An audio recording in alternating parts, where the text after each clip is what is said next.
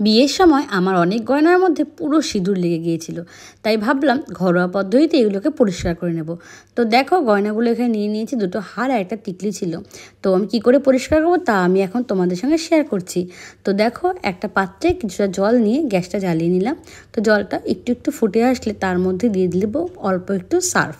তো এখানে আমি সার্ফ এক্সেল নিয়েছিলাম, তোমরা যে কোনো সার্ফই ব্যবহার করতে পারো। তো সার্ফটা দিয়ে জলটাকে আরও কিছুক্ষণ ফোটাতে হবে। তারপর দেখো অনেকটা ভালো মতো ফুটে আসলে তার মধ্যে দিয়ে দিব পরিমাণ মতো, মানে অল্প জাস্ট একটু 2-3 চামচের মতো অল্প হলুদ। যেহেতু আমার কাছে বেশি গয়না ছিল না, তাও এখানে আরও অনেক গয়না দেওয়া যেত, এটা অনেকটাই পরিমাণ জল হয়ে গিয়েছিল। তো দেখো হলুদ দিয়ে দিলাম, তারপর ভালো করে নাড়িয়ে নিলাম। এরপর একে একে এর মধ্যে আমি আমার ওই গয়নাগুলো দিয়ে দেবো। দিয়ে খুব বেশি সময় ধরে ফোটাতে হবে না, ওই 1 থেকে 1.5 মিনিটের মতো ফুটিয়ে নিলে, মানে গরম জলে চুবিয়ে রাখলেও হয়।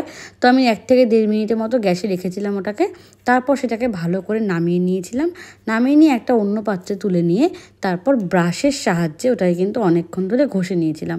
তারপর দেখা যাবে কি একদম ম্যাজিকের মতো সমস্ত গয়নাগুলো চকচকে পরিষ্কার হয়ে যাবে। এখানে আমার গয়নায় সিঁদুর লেগেছিল বলে, এছাড়াও থাকে না অনেক সময় ঘরে পুরনো গয়না যেগুলো ব্যবহার করতে করতে অনেক সময় ময়লা জমে যায়, সেগুলো দোকানে নিয়ে গিয়ে পরিষ্কার না করে বাড়িতে কিন্তু ঘরোয়া পদ্ধতিতে এইভাবে চকচকে পরিষ্কার করে নেওয়া যায়। খুব তাড়াতাড়ি আর খুব সুন্দরভাবে কিন্তু এটা পরিষ্কার হয়ে যায়, একদম নতুনের মতো চকচক করতে থাকে। আমারগুলো কিন্তু সেরকমই হয়েছিল। তো আমরা দেখতেই পাচ্ছ এখানে গয়না থেকে পুরো সিঁদুরের দাগটা উঠে গেছে। এগুলো একদম ফ্রেশ চকচকা হয়ে গেছে, একদম নতুন গয়নার মতো চকচক করছিল।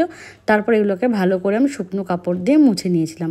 তোমরা কিন্তু বাড়িতে এইভাবে অবশ্যই গয়না পরিষ্কার করতে পারো, আর তাতে আমার মনে হয় দোকানে নিয়ে যাওয়ার থেকে এটাই অনেকটা সুবিধাজনক, রিস্কও থাকে না। অনেক সময় কি হয়, কেউ বাড়িতে এসে অনেককে বলে যে গয়না পরিষ্কার করে দেওয়া হয়, সেগুলো দিয়ে কিন্তু একদমই যাওয়া উচিত না।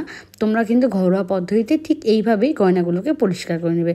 দেখতেই পাচ্ছ এখানে আমার গয়নাগুলো একেবারে সুন্দর ফ্রেশ হয়ে গিয়েছে। তোমাদের এই পদ্ধতিটা কেমন লাগলো অবশ্যই কিন্তু কমেন্ট বক্সে জানাতে ভুলবে না। টাটা, দেখা হবে অন্য ভিডিওতে।